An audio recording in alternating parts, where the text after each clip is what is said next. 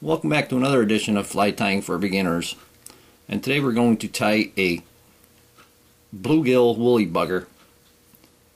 And if you want big bluegills, you have to go deep in the water. So we're going to start out by wrapping lead around the hook shank.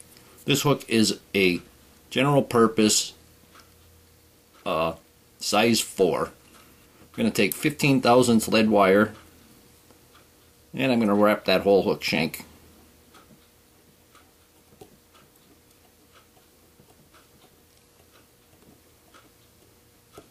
I was out there today and I had to get creative. I had a fast sinking line on with a bead eye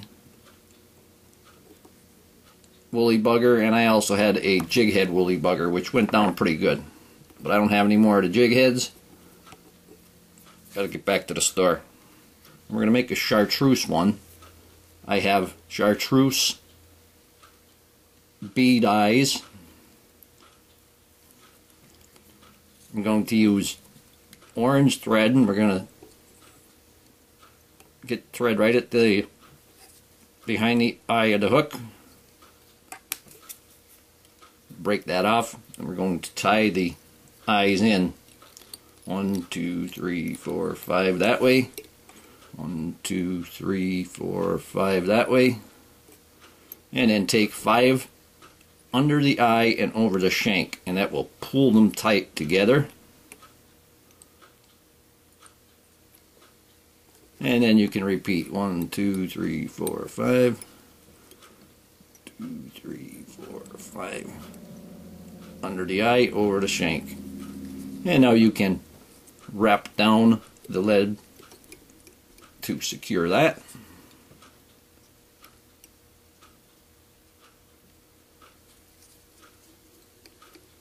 And go back and back to the back for the last time.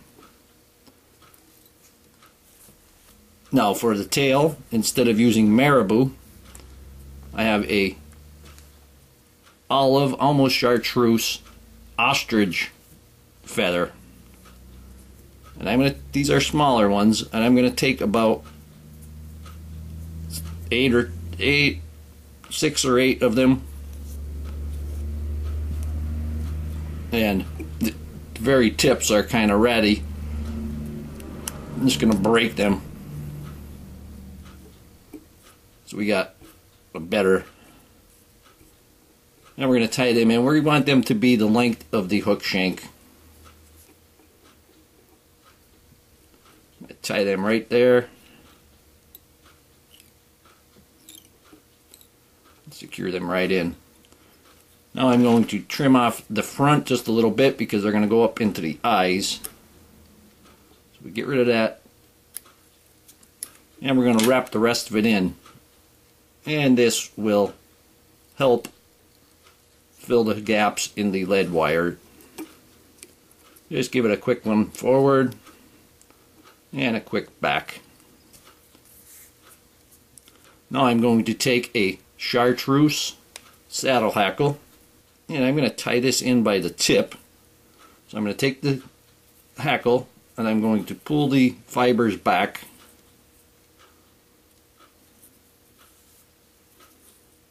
And we're going to tie that tip right in there. And tie the whole thing in. Give you a nice secure tip tie in. And we're going to just leave that be for right now. Now I'm going to take a small chartreuse chenille. I'm going to take the end of it, and I'm going to pull out some of the fuzz from the chenille, and I have thread there. I'm going to tie that thread in, and I'm going to tighten that down pretty good. Kind of almost pull it into the lead wraps, and then bring that forward. And we're going to wrap the chenille.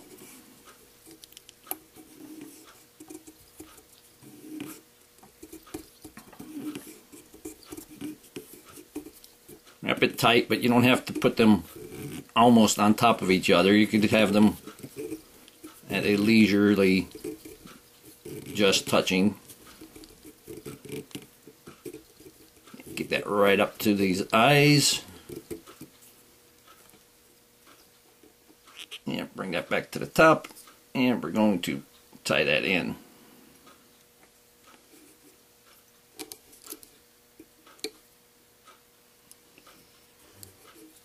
I'm crisscrossing through the eyes at the same time.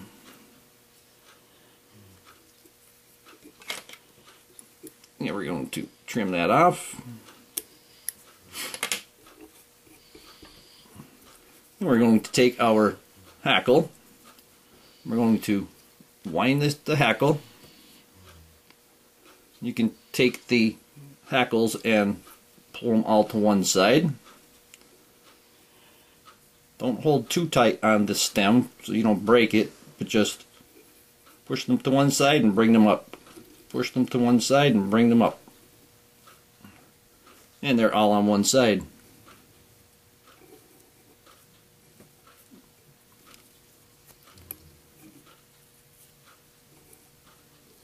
And we're going to palmer this forward.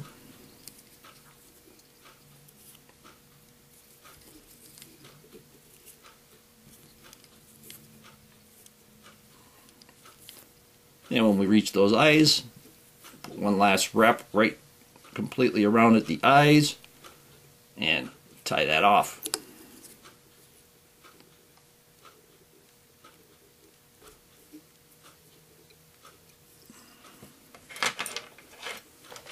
I'm going to take my poke and snip and get rid of that hackle.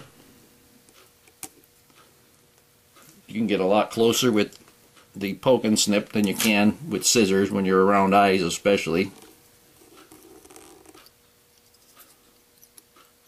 This is actually a good fly I was using on the Salmon River this year. Hooked a couple of nice salmon in fast water with this.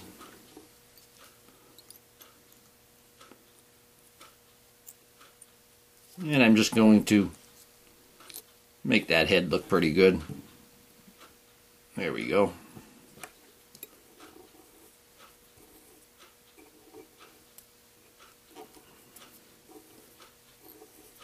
This little tail here is going to move with every little speck of water with that ostrich hurl. Yeah. And we're going to give it a whip finish.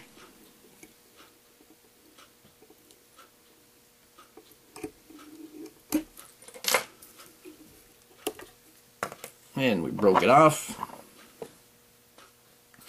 Now I'm going to take my Deer Creek Diamond Fine Resin. I'm going to put it on the head. Hold my feathers back and simply let that drop come out. Boom, right there.